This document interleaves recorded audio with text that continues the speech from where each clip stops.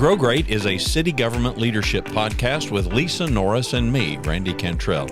Each week we share insights, experiences, and wisdom to help you and your leadership grow great. Our website is growgreat.com.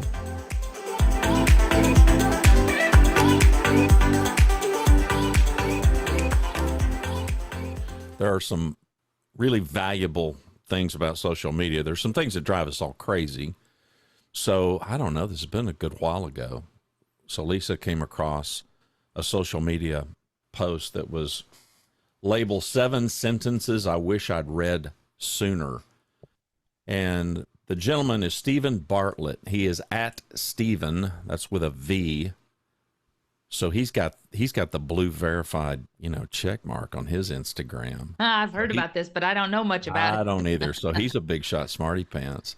Stephen is a UK entrepreneur. He's got one of the top rated podcasts as a CEO over in Europe.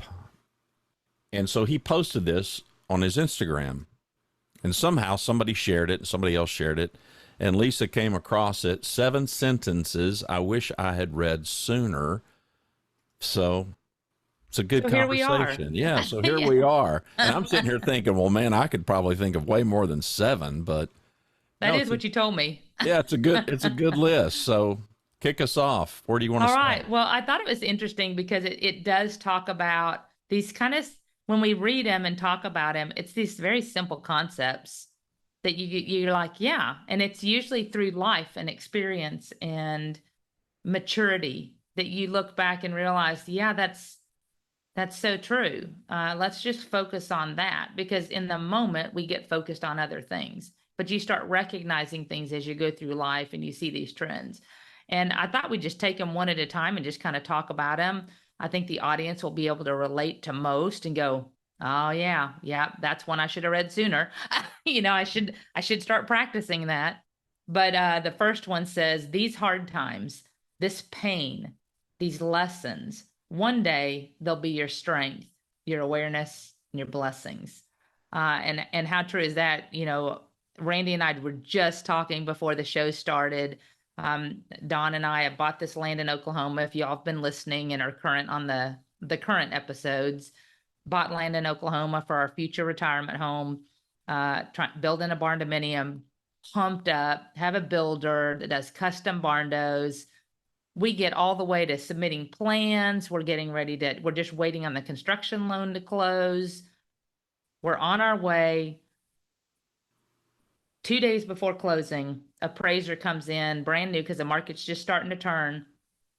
And what we just had appraised 45 days ago, they've appraised it at 70 grand less. And the house, they're saying you can build a house for $204,000. And I literally just started bawling and went into the shower, cried myself until I'm out of tears, and said, I can't. They're like, do you still want to close? And I'm like, no, I can't. Why would I close on a loan that won't pay for the build? Yeah, right. And so all of a sudden, what was like within reachable touching distance that was supposed to get started is now crashed to a halt. And Don and I are trying to figure out, we've sold our house. We are living with my mom and 3 dogs. Vagabonds, you're vagabonds. And we're thinking we're going to have a house to move into in June of 2023. And now there's no house and there's no foreseeable future of a house at this moment. So as I read that, and Don and I took a breath, which is what I tell everybody else to do in crisis, right? I'm the coach that's going, guys, I'm a big believer that there is a purpose. Everything happens for a reason. There is a plan that is perfect. I just don't know the plan. I need to be patient about the plan. It will come to light at some point. And, all of a sudden this crashed and burned in front of us. And as we kind of sat back and said, okay, I talked to my husband, Don, and he's like, you know what? Through this whole thing, there's just been these roadblock after roadblock after roadblock trying to get electricity in to the land. The landowners around us, 2 of the 3 said, absolutely, you can have right of way to put the poles in. The ones across the street, We got hunters here. It is October. It is the start of hunting season. And we got paid hunters. We can't let you on the land until after January 15th when the season closes. So all of a sudden, we're instead of 2 weeks out, we're months out from getting electric, which you have to have. And they need to build the pad and run the concrete equipment, et cetera. So all these roadblocks have happened. And Don's like, you know what? The market's turning. We could probably get a lot more for our value if we just wait. Let's just think of something different to do. It's still our land. We still will build a home eventually. And, you know, you look through that and that, like it says, these hard times, the pain, the lessons. Well, this is a lesson in patience. This is a lesson in why are we pushing through on something that is just not meant to happen right now. And you have to be at peace that there is a reason for this. And instead of looking at all the negativity, all the things and the reasons I could be discouraged and could be disappointed, something better will happen on the back end. I just need to wait for it and not rush. So, you know, that's how many times in our lives have we looked back and we went through something painful and challenging, but often that was the greatest growth you've experienced, whether it's personally, whether it's professionally. Not always the case, but if you have hope and you have positivity and optimism and looking back, I guarantee we can all see a silver lining that, man, I'm so glad I didn't do that, or that happened exactly like it did, because I wouldn't be where I am today. I wouldn't have learned that valuable lesson I needed to know. So as I looked at that sentence, for me, that is so true. If we just look back and see how much we can learn and grow through a significant challenge, we are better on the other side of it. But you and I've spent so many hours talking about challenge versus opportunity. Mm-hmm. And for most of us, I'm not going to make this declaration always, because there's exceptions, but almost always our growth comes through those challenges. But in the midst of the challenge, there's an opportunity. Don't always know what that is. It's not always easy to see on the front end. That's why we call 2020 hindsight 2020. That's right. You know, because okay, well, now I can see it more clearly now. The second sentence is, stop expecting honesty from people who lie to themselves. What are you thinking about this one? This is one that I think in HR we face quite a bit. And I'm sure as leaders and listeners, you have experienced this with others. You try to coach and help and listen to different people that come to you seeking advice. This could be in personal relationships. It's really, and these are great examples of where our podcast, Randy, is focused on city government leadership. Really, these principles apply to anybody listening.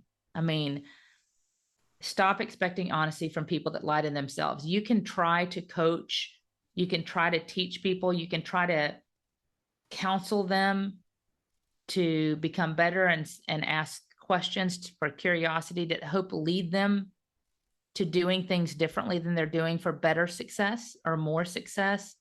But ultimately, how many of us have had people you counsel and they don't see in themselves what you see in them, that if they could just change, that if they could just acknowledge and recognize that maybe their perception of themselves is off, and by changing this one trait, you could not only help yourself, but you could become better. There's so many people that just don't acknowledge that. They continue shifting and deflecting blame to everybody else around them. I call it the black cloud that hovers.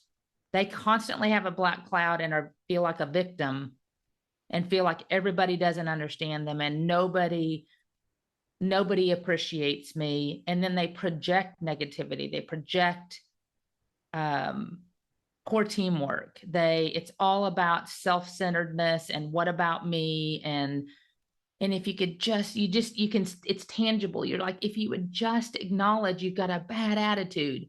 Have you found anything that is effective in converting those people? No, unfortunately, when they are that set, if it's a skill, much easier to convert, to teach them, okay, you really need to work on this communication style. Styles are different. When it's inherent in the person, that is their behavior.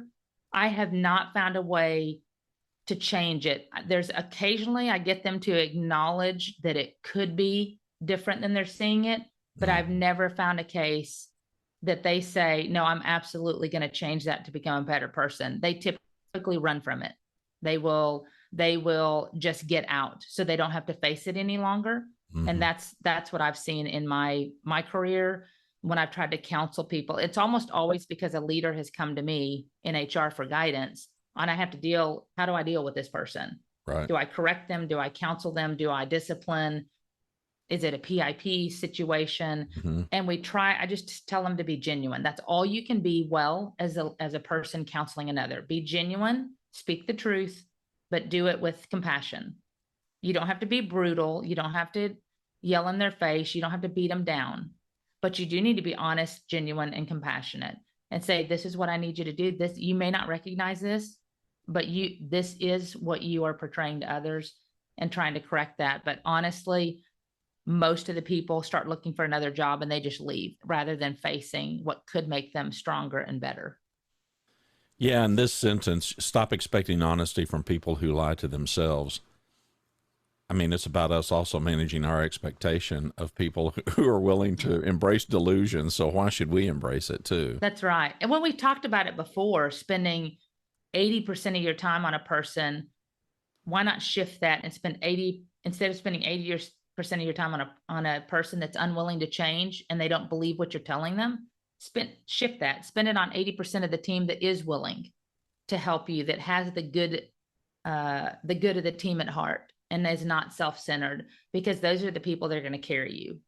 Yep. That 20%, shift them, give them 20% of your time. But if they're unwilling to change and unwilling to acknowledge, it's really, you hate to say that dramatically, it's a lost cause.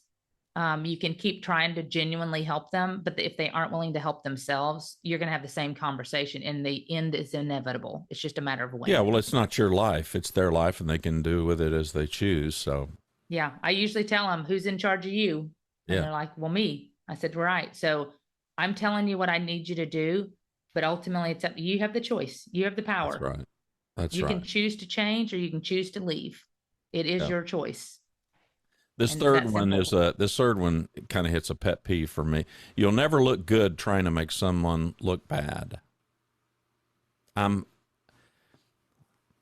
do a podcast about a place over in Arkansas that I love, and there's a few social media ninnies in this community, and it's a gorgeous, it's just drop dead gorgeous place. But there's there's these ne'er-do-wells, as there, and there's not many. But man, can they be loud, and can they make a lot of racket, right? And it's just one gripe after another gripe after another gripe. And so I kind of got on a podium. I got on a pulpit and wrote a post in our little Facebook group. And we've got 3,000 people over there, so it's not all that rinky dink. But I was making an observation that I don't know why some people, they feel better because they make you feel bad. And we've all experienced it. We all see it. Social media is littered with that kind of behavior. I don't pretend to understand it, as empathetic as I can be, and I'm highly empathetic. I don't get it. I just absolutely don't get it. It's people that can't wait to rain on a parade. And I've long said, listen, I mean, parades are kind of fun. And if you want to see more parades, then quit throwing cold water on them. It's way more fun to cheer on a parade than it is to try to rain on one. But you'll never look good trying to make someone look bad. Well, so many people think, when we say speak the truth, but they speak it brutally, and they speak it continually. And when you're constantly talking negative about other people, you're constantly finding cause that there are issues with other people, and you say it out loud to everybody everybody, like you said, sees that behavior. And to me, it only makes me think, what are you saying about me when I'm not there? Plenty. What are you, right? If that is your continual behavior, and usually it's because of insecurity. usually they are trying to make themselves look better by deflating others. If I show you how many faults that they have, look at me. I don't have that fault, right? Mm-hmm. But yet your fault is different because the negativity is reflecting on you, and it looks like you have a bad heart. I mean, you're trying to make others look bad so that you can look better. And nobody wants that either. There's ways to do it and ways to say it, but if it's continual, it's a pattern and it's a behavioral trait. And usually that's because of insecurities. Save your explanations for those that are determined to understand you. Give your silence to those that are determined to misunderstand you. That's a loaded one. Yeah. That's kind of like the second one. Stop expecting honesty from people who lie to themselves. Mm-hmm. Save your expectations for those that are determined to understand you, and basically be silent to those that don't choose to. And I think that's so important. You have to carefully, it's choosing your friends and choosing your confidants and knowing those that have your best interest at heart. And when somebody doesn't, I would use caution, because anything you give them becomes ammunition, not, what's a good word? It's not genuine. They're going to use that against you rather than using it to promote you. Well, we talk a lot about safety, and it's that whole safety issue, with safety being defined as those people that you can kind of be yourself with, and you know they're not going to hold it against you. Right. They're not going to judge your intentions incorrectly or something. You know, but big news flash, not everybody loves you like your mama does. You know, so I mean, it's just the truth. You know, and I'm sorry, but you can't grow up and be anything you want to be. I mean, yeah. You know, you just to. Cannot be too trusting. You have to be cautious. You have to have awareness. You know, you need to recognize those that you I think you can share some things with a lot of people with your teams. The really personal stuff, the really difficult things, I just think you need to use caution and feel like you have psychological safety. I'm fortunate in my group, in my current team. I honestly can't think of one person that doesn't have our team's best interest and each individual's best interest at heart. And that's rare. I'm in a really fortunate place right now with my team to have really great people all the way around. And I can't think of any one of them. And that's not been the case for years. I mean, there were times when there were things I just wouldn't share with certain individuals because they used it. It was manipulative versus genuine. Yeah. Right. But man, we're in a good place now. And I hope our listeners are getting to that place or are there. If you're not, you know, you have to use these sentences and start figuring out, okay, now what should I be doing differently? But right? Personality wise, you and I both, I mean, it's really kind of the backbone of this podcast. You know, you and I both are super open. Mm-hmm. I mean, we've shared things. We've both shared things on here that in retrospect, we look back and like, wait, did we say that? Did we talk about that? Yeah, we did. You know, right. So we're not. I Too late. I would not describe. I would not describe either one of us as guarded. No. You know, and I don't. Listen, you got to do you, whatever that looks like, your personality. Right. But I don't think it doesn't seem wise to me, based on my experience, to just approach every relationship being on guard. So I don't want to be misunderstood. I would never advise people, always have your guard up, always be expecting the absolute worst. My optimism about life and people won't allow that. Yeah. I happen to come from a viewpoint, I've been very public about it for years. People want to get up in the morning and they want to do good work. Mm-hmm. I believe that most people want to get up in the morning and they want to be a decent person. I know there are exceptions. I know there's evil people in the world. It's a viewpoint. Could I be wrong? I could be wrong. But I continue to have the debate. So what's the downside? Yeah. Somebody shows themselves to be something other than what I look at on the front end. Okay, I got evidence now. Now I know what to do. Mm-hmm. You know, I would rather, for me personally, I feel better operating that way than operating from a viewpoint of being very guarded and, okay, you're going to have to prove yourself. You know, you're going to have to work like a demon for me to ever trust you. I would rather be trusting. Something happens. Mm-hmm. Okay, I know I can't trust you. Now I'm going to adjust based on that. Right. It's just one perspective, but I like the, yeah, I'm real fond of the whole explanation thing. In fact, I told somebody just last night, they were wondering about how to say no to somebody. And I'm like, you don't owe them an explanation. No is a complete sentence. Yes, that's right. And it's so many people, I think, want to fill the gap. They want to feel like they're sharing equally with everybody, that they're trying to be fair, that they're given the benefit of the doubt. But in human nature, I think it's very easy for each of us to recognize when you feel safe with someone and when you don't. And I don't mean from a harm standpoint. I'm talking about psychological safety. When you feel like you can share and you feel again like they have your best interest at heart. You know, those are the two things that are kind of my judgment tool. And I listen how they speak about others. Are they sharing confidential things with me about others? Now I'm in a different position. I'm not talking about, because I'm the HR director, there are people that have to share with me to help me solve their or find solutions for them. Not talking about that. I'm talking about just general interactions. When I share with them and then I find out with my, my boss, they now know about it. And I was sharing, well, guess what? I'm going to be a little bit more protective of what I share in the future and make sure that story is coming from me. It may be accurate facts, but I'm watchful of who shares what and when, so that I can see that they have good judgment. Right. Mm-hmm. And that negativity, save your explanations for those that are determined to understand you, give your silence to those that are determined to misunderstand you.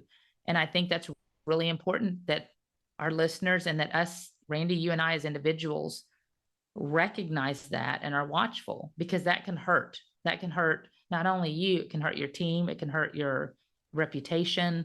There are lots of things that damage can be done that is very hard to repair if you are not graceful and thoughtful in how and what you share with whom. Well, and understanding is one of the leadership recipes that we talk about. And there are people that they just don't deploy that at all. That's right. They're not interested in understanding. And I think that speaks to those people. And we've all got those people in our life. I'm not saying that you cut people off. We've got to have these, excuse me. We have you to limit the volume. Yeah. And the specifics of what you share. That's all. That's right. With you, I may share my pain with this build. I may not share that with everybody. I may just say, yeah, there was some hiccups that are frustrating. It's too late. You've already done that. I've already done that with over 1,000 people apparently that are listening. Exactly. So, we all see, guys, I have psychological safety with our listeners. Yeah, but I think that's important, though. I just think it's important. You and I've had so many conversations about, you got to be you, and the audience that doesn't know you other than this podcast, you're just going to have to trust me and trust her. I mean, this is who she is. Right. And this is who I am, We don't change for much anybody, do we, Randy? All I know how is to be genuine. Yeah. That's all I know how to be. I don't know how to be vindictive. But we both are highly interested in growing and improving. That doesn't mean that we're going to completely change our stripes. We just want to be better versions of ourselves. Your life is too short to be unhappy 5 days a week in exchange for 2 days of freedom. I'm going to let you touch that one first. Well, clearly he's speaking about people that are in a work situation that they just are miserable. I've never understood it, but I'm not mercenary. I got married. We were 6 months shy of turning 21. By the time we were 23, 24, we had our 2 kiddos. I understand job pressures. I understand providing. I get all that. me personally, I can't drag myself out of bed to go do work that I hate. Mm-hmm. I can't. My dad's 99. My dad's old school, World War II generation. You just do what you got to do. I couldn't. And for years and years, I thought, okay, I mean, I need to follow my dad's example, because he could go just grind it out. And psychologically, I just couldn't. I just couldn't, So in the early years, if I found myself unhappy, friends would say, well, where are you working now? And they were just being smart alecks. Mm-hmm. But that was an era where, unlike today, where, man alive, if you've been on a job 18 months, you're a grizzled veteran, That was not the case for me as a young man. So if I was somewhere for 18 months, I just wasn't going to do this. It's never been the way that I've operated.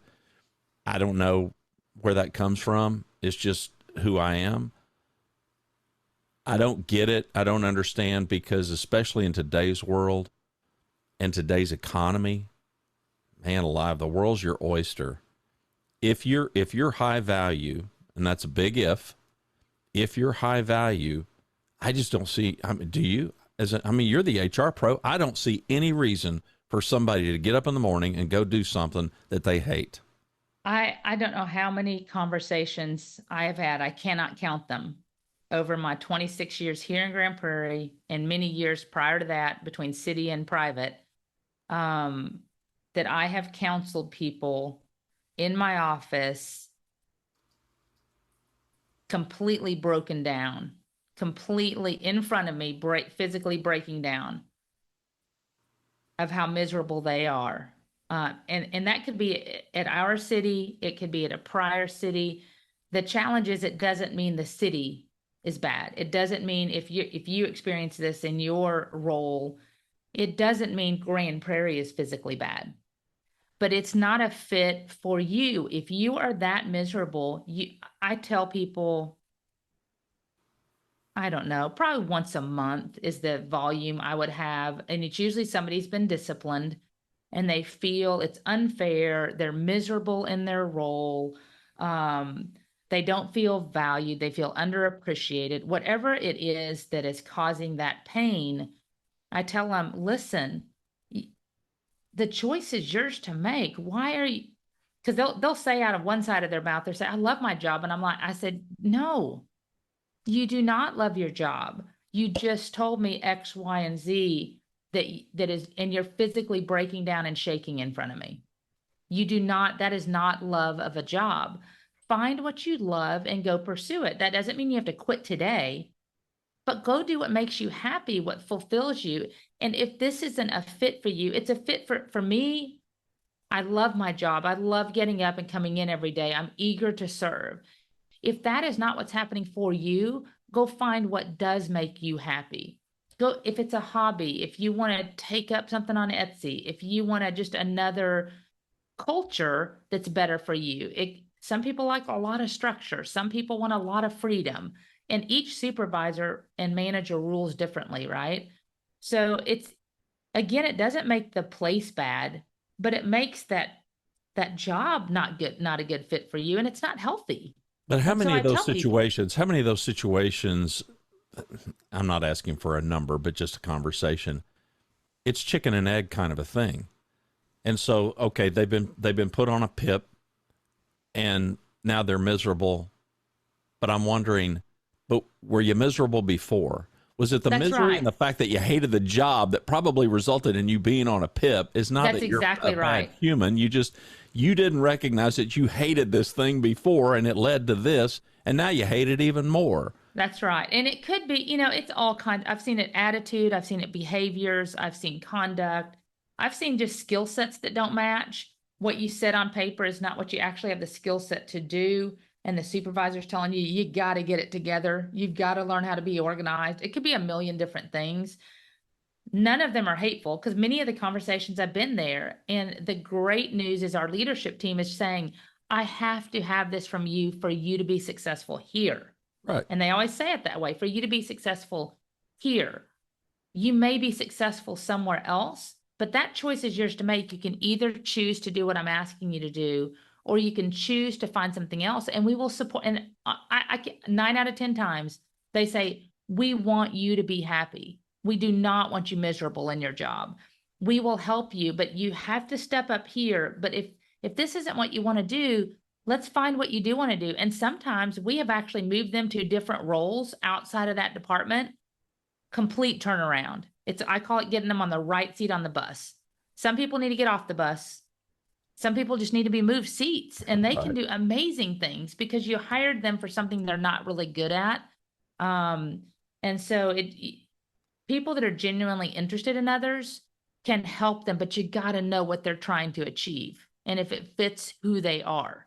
That's what I think can be a trait of a great leader, is not just seeing their fault, but seeing what they can become and helping them get there and talking to them legitimately about that this just is not a good role for you. Let's talk about what you do want to do and what I think you could be really great at. And let's work on getting you there, because that shows investment in people.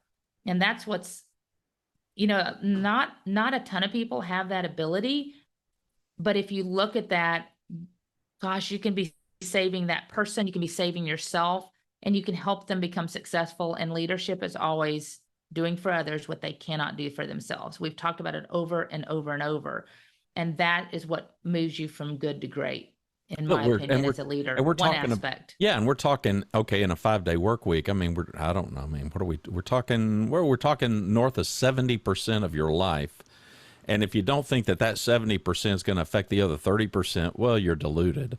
That's right. I got news for you. Exchange for 2 days of freedom, you're losing at least one of those days because you're dreading Monday morning, because Sunday afternoon and you're sleeping it off. You've exhausted yourself during the week.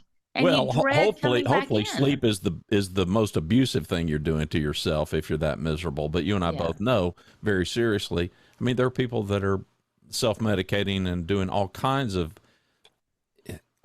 bad behavior emanate from 5 days of complete unhappiness. Misery. Yeah, misery leads to other bad traits. That's right. It could be a lot of different things. It could affect your life, your marriage, your family. Just like when you have issues at home, nobody that I know of can leave them at the door and say, nope, I'm going to be, I'm going through X, I'm going through a divorce, I'm going through a child custody battle, whatever it is. I have never seen somebody that says, I can leave it at the door and I'm a completely new person when I walk through the work door. No, it affects them moving. It doesn't matter if it's work related going home or home going to work. It does affect who our people and ourselves are. And you have to address that and help them through that where you can in your roles as leaders. Don't be upset from people you don't respect. Don't be upset from people you don't respect. This goes back to the stop expecting honesty from people who lie to themselves, right? This is just a different twist on it, because now it's instead of the focus on them, now you're focusing on you. Yeah. And respect is a little twist to that. Don't be upset from people you don't respect. And to me, how easy, and I can relate to this, how easy is it that you get a call, you get an email, and you just see the name pop up and you go, oh, for gosh sakes, good God, I don't want to answer this call. Do I let it? And in a moment, you're like, do I let it roll? Do I just let it go to voicemail? Do I just wait to respond? Because you immediately want to start, I call it hacking at the keyboard. Yeah. I'm just like, oh yeah, I'm going to tell them. Right. But you can't do that. And if they're always negative, if they're always, your ideas are always bad ideas, unless it's their idea, we know them. I know every listener right now, as soon as we said that, is like, oh yeah, that's John Doe sitting in the planning department, or, or whoever. We all have that one. But you cannot give them your time. We talked about it earlier. Shift, give them what's necessary to answer their questions, but you cannot let them upset you. It's just not worth your time. Life is just too short. It's just too short. Well, you and I both do subscribe to that notion. If you're going to be loved by some, you have to be willing to be hated by a few. That's right. And I think both of us are fairly good with that, but I Mhm. know many people that it drives them absolutely out of their mind. I mean, they just don't want anybody to be negative. They don't want anybody to think badly of them. It's just not how I see the world.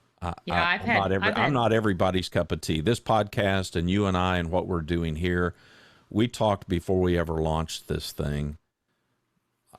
We're not going to be everybody's cup of tea. that's right.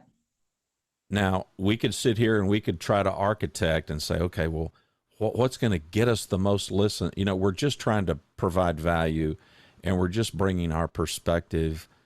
Some of these things, okay, maybe they've got a little bit more empirical truth about them. And some Mhm. other things are just insights and observations, and we're just sharing those experiences. But if you don't like us, I'm in no way offended by that. No, Find somebody that you enjoy listening to, that's right. that you feel like can be a resource to help you in your journey and your growth and your leadership. And that's what I don't know. If I don't respect somebody, then why would I give them any headspace? Why would I give them any heart space? In my view, they would be undeserving of it. If they weren't deserving of my respect, then they don't deserve the other. So why would I give them that? It's kind of interesting too. The people that get upset declare how much they don't care what anybody thinks. And it's like, well, And they often say it. They'll say oh, it out they do loud. say it. Yeah. And I'm They like, promote well, it.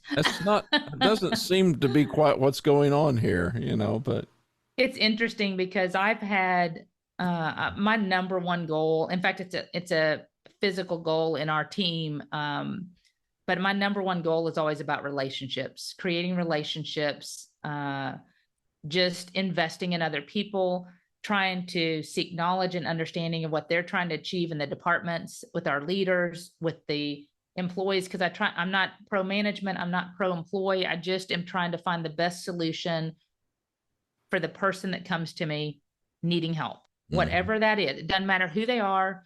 I try to say, okay, what are their needs? What are they going through? How can I help them and serve them?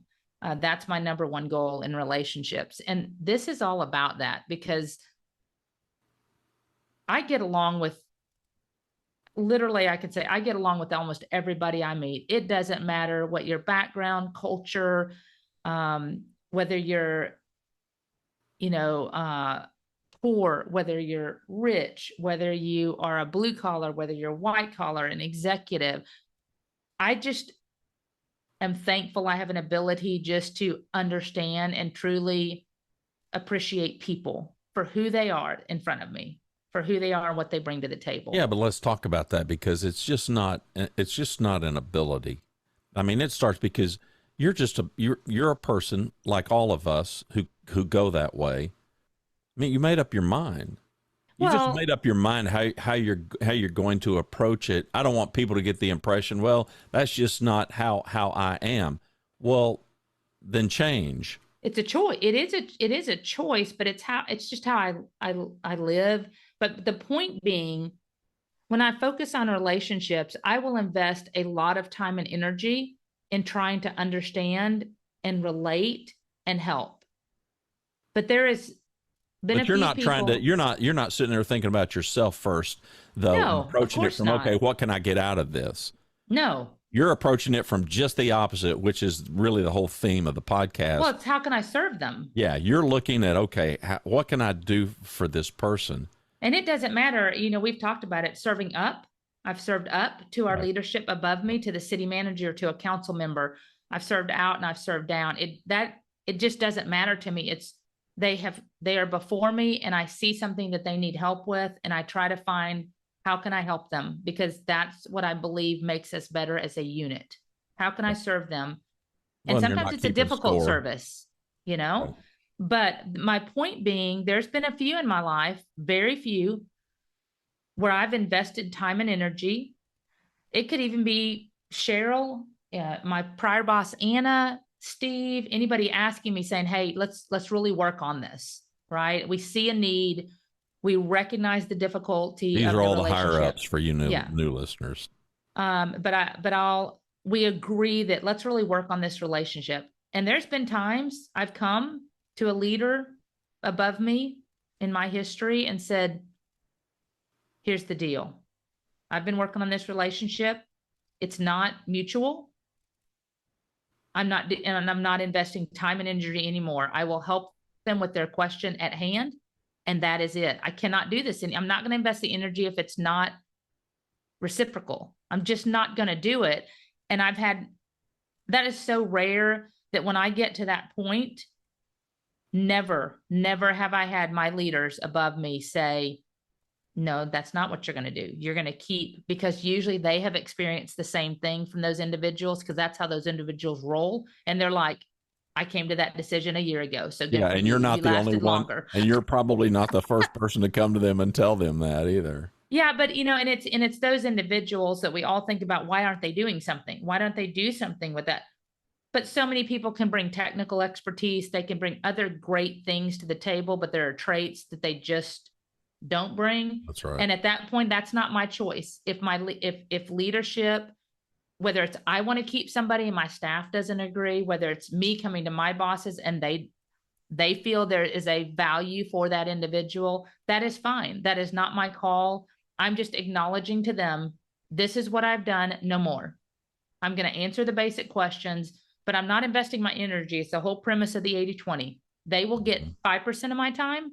They're no longer 90% of my time, because I'm not going to do it anymore. I have other people that are willing to invest in me and them. That's what I'm going to focus my energy on. Those that want the help, seek it, and are willing to accept it. It leads into the final sentence here, because as you were telling that, I'm thinking, I know that there are boatloads of people in our audience who are like, man, the city, man, they ought to do this. They need to get rid of this person. They need to, we can second guess leadership 8 ways to Sunday. Mm-hmm. So the last sentence is, life is not tiring. I would argue with that. Well, that's because you don't sleep, Randy. Wanting life to be a certain way, but not having the confidence to make it that way is tiring.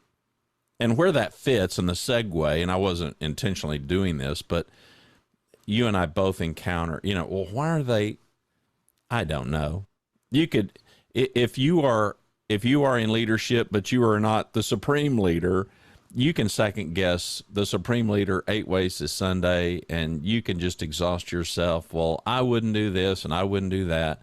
And you better than me know that organizations are filled with that kind of a mindset.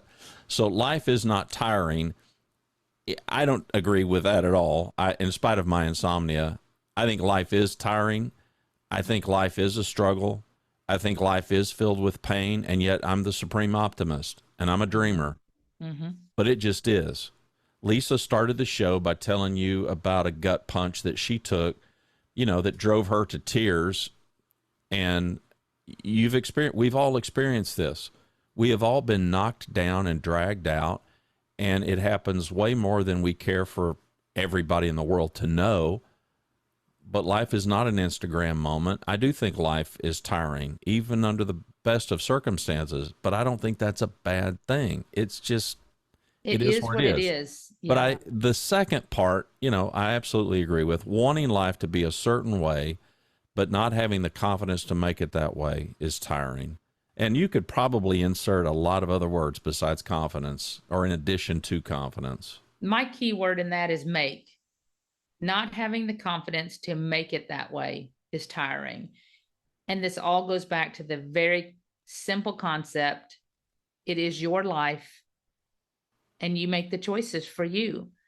You have to choose and be willing to do what it takes wisely, as I would insert, wisely, to make life what you want it to be. Don and I could have easily said, you know what, we're not going to build it all. Well, I'm giving up. I'm just not, we're just going to go hunt the land. We're going to live with mom forever, and we're going to make this work, or we're going to get an apartment. Could have easily solved the issue. But guess what? Once I got through the tears, once I got through the agony and the pain, literally cried myself till I didn't have tears left. I mean, it was that. We've all faced those moments in our life. And you're probably thinking, Lisa, this is just a house build. But this is more, this has been our dream and our goal for 26 years to have No, our but in own that land moment, and a house. it's you seeing a dream die, That's right. but the dream didn't die. The It dream's didn't just die. now you know that the dream was merely it's pause. Yeah. And I'm like you, I'm an eternal optimist. I had to work through the pain, and I think that's fair. I never have told somebody stop crying. I always tell them embrace your emotions, get it out, and then Mhm. that gives you time to recover, to rest, and now we rethink the plan. You Well, know, you know me, and I'm a fan of crying, so oh yeah, and I, you know, even it's funny. I told Don when I was going through this, I'm like, we need to call Randy. He always says that he can help us through a crisis, you know, and he's oh, like, he can. I'm too tired. I'm too tired to deal with that right now. But yeah. you've always said I'm great at those moments of helping you see the light, and you are. We each have those gifts, but the point of that being, it's all about the confidence to make it what you want life to be. You must. So now that I cried it out, it's the build's not going to happen now. That's my reality. It may not happen for a couple of years, but guess what? Now what? And so we regrouped. We went up to our land, sat on the land and fished, and said, now what? And guess what? We got a new plan. And we Yeah, got a and plan that's doable and reasonable. that's where I would change. I if I were crafting that sentence, and not all respect to Stephen, who crafted this list that we're poaching, wanting life to be a certain way, but not having the confidence to figure it out is tiring. It's tiring. Yes. I think, to make it that way, okay, you're a dreamer, I'm a dreamer. The dreams don't always come true. No. And quite often the dreams morph into all kinds of iterations. I jokingly tell people this place over in Arkansas that I love. So Lisa's, she took aim for some acreage. It happened in Oklahoma. My sights are set over in Arkansas. Okay, well, I've got this dream. Well, I don't know if that's how it's going to pan out or not. It could take, I kidded somebody the other day and I said, best I can tell, I'm probably on plan M. M is smack dab in the middle. Forget plan A. Hadn't even, I mean, we left plan A back in the dust a long time ago. I don't know. It's not yet realized. I don't know right. what that's going to take. I'm supremely confident in my wife and I and our ability to figure it out. And whatever that is, I'm going to be good with it. That's and right. I think you and Don are wired the same way.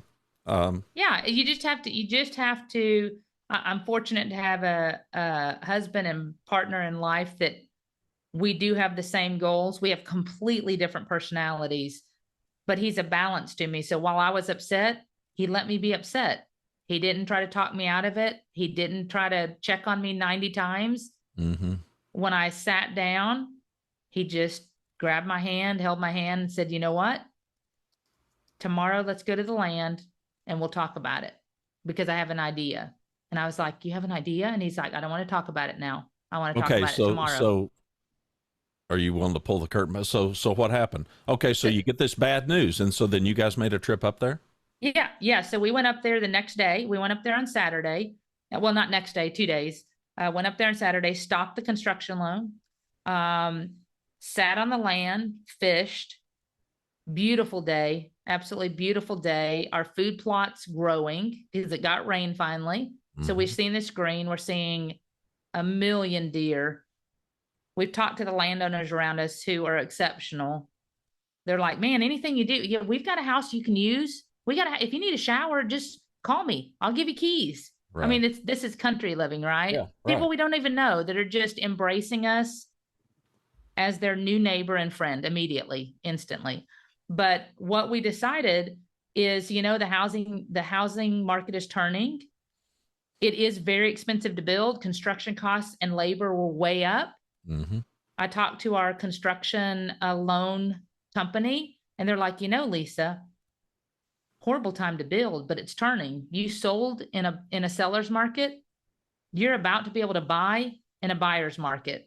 Yep. Just give it time and rebid the stuff. And it's going to come down because now they're going to be hungry and people are going to be wanting work in 9 months, in a year. Mm-hmm. And your prices are going to be so much lower. Construction, woods come down. I think you said 30%. I had heard about 20%. Wood costs have come down. Concrete's coming down, all these other expenses. So Right. bottom line, Don said, when we first were buying land, we talked about getting a built out tiny home, those sheds that they build out with windows, insulation. Yep. He goes, why don't we go back to that? Then we have a bunkhouse when we build for our friends, for our family. It's their own space. They're not in our house, where they have true living space, and we'll make that what we want it to be. And you might be able to get new furniture for the house, So yeah, and if y'all hadn't picked up on it yet, Lisa's not really the Ritz-Carlton. I mean, give her some camo and put a bow or a rifle in her hands and her I'm good to go. rod, so there is unfortunately, camo has not been an acceptable business attire yet. Yeah, I'm going to work it in. Well, there could be Camo Friday coming. There you go. So anyway, but that's what, for those listeners that love when we pull back the curtains just a hair. So we're going to do a tiny home. These cost $15,000. Yeah. 15, awesome. 15. Right. And then you just put flooring in, we have a little standalone air conditioning heating unit. I'm betting that in your hunting experience, I'm betting that you have stayed in places that are far less luxurious than what you guys have. Well, yeah. And our place in Arkansas where we hunt currently and have for the last 4 years, it's one of those tiny homes. He rented a cabin. He built it out himself. Now it's much cheaper in Arkansas. He got it for like $2,000, just a raw. And he did all the inside himself. Very simple. Yeah. It has the tin along the bottom. Yeah. He just did Formica countertops. He put a stove in, a microwave. Right. It's very simple. And we stay there 2 months out of the year. Right. It's perfect for us. I'm just a simple person. I do like I like to be able to cook. I like to be able to do the simple things, and I like to be comfortable. So I want a good mattress. I just want to heat and air. Exactly. I don't want to freeze and I don't want to be hot. Yeah. That's right. But I don't have to have a lot in my life.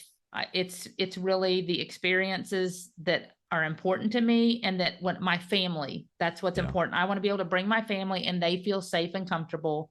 It's not the Ritz-Carlton, like you said. But this sentence does speak to it, wanting life to be a certain way, so your expectations, they are what they are. Now, for all of us, we've all got to manage our expectations. Yeah. And it's funny because, I talked to Cheryl and Steve, my bosses above me. Steve's our city manager. Great guy. So I tell him I bought land. He's excited because he knows I've been wanting this when he was police chief. And he's like, I worked in Claude. Claude's a one light town. It's one blinking yellow light. And that's where he grew up. And he worked on land. He was a rancher before he got into policing. And he's like, Lisa, have you got your come along yet? And I said, what's a come along? And he's like, oh, you're going to have to fix your barbed wire. Let me show it to you. He sent me a picture. And then he took 30 minutes to say, when you get up there, you're going to have to, because I kept telling him the cows are getting over. He literally took 30 minutes of his time and said, okay, this is how you're going to fix it. When you get up there, do you have this tool? I said, yeah, I already ordered that. Do you have barbed wire? Yes, I've already ordered that. He showed me and took time, said, this is how you fix your fence. Yeah. Do you understand? And I was like, yeah, let me re-explain it. And he goes, nope, that's perfect. You got it. And just took time out of his day in a moment, right? But he invested in me. And that's what's so important in all of this, is that you've got life is how I want it to be. You've got friends around you helping you get there. It's helping me make what I want it to be. And then I told him, I said, now I'm connecting with other city managers up there, with people around me, so I can help those communities. Because maybe I went by and looked at Wetumpka's City Hall in Oklahoma. And I said, Don, there's the City Hall. Maybe I can go volunteer when we're up here, or on community events on the weekends when we come up. I can help participate and just get to know our community and the communities around us, because I have something I can bring. Right. Yeah, for sure. And in the future, once we live there, I'm all about relationships. I've got connections. I don't have to be paid at that moment. But it gives me connections to help people in that area and space, just like I'm helping people here. And those connections are key to me, because now it's like a new chapter. I have new opportunities in front of me.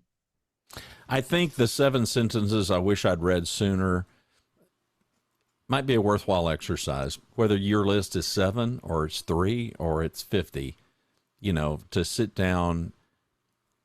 To me, the overarching kind of thing about this is the first thing I told Lisa when I saw it. I said, well, man, I need way more than 7.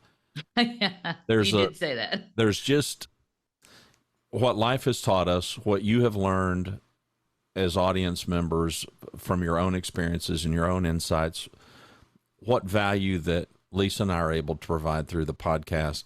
And let me give a shout out. So Steve Dye, the city manager of Grand Prairie, Texas, we had a terrific conversation with him. It's one of the episodes. I'll link it up in the show notes for this episode. But if you'll just go to the website, growgreat.com, and in the search, just look for Steve Dye. It's D-Y-E. Yeah, I would highly, highly recommend that you go and listen to that. This is a very experienced leader, a cop. Started out as a cop, was a police chief for many, many years. And he's a guy who's very community-minded. He's a guy who's very relationship-oriented. And here we are, in a big metroplex like Dallas-Fort Worth, Texas. But the things that we've learned, I don't know, you got any parting thoughts of things is there some one sentence that I'm putting you on the spot? No, I think that you would craft to share? I think what stands out to me the most and has helped me through my career that I think could help each of you listening through yours is spend 90% of your time on the people that will spend 90% of their time on giving back to you, to the team, to the city. And then lastly, continue serving because you are in charge of you. Serve yourself, serve the city, and do something you love. If you don't love what you are doing, find something you do love, because I forgot how the old saying goes, but it's something to the point, if you love what you do, it's not work. Yeah, you'll never work a day in your life. That's right. I love what I do every day. I come in, I'm eager to get up. I'm not just rolling out of bed and dragging. Now, there's days I'm just tired like you, but it's not because I don't love what I do. So you are in charge of you. Make choices that get you where you want to go. Be sure you have a purpose for everything that you're doing towards a future goal, and you should be taking steps forward, right? Think about what you want and go for it. And it takes time, and there are going to be these hard times and the pain, but you can make it where you go. But you gotta purposely move in that direction and invest in the people around you that make you better and that you can impact as well. Thanks for watching and listening to Grow Great, a city government leadership podcast. For Lisa Norris, I'm Randy Cantrell. Be well, do good, grow great. The website is growgreat.com.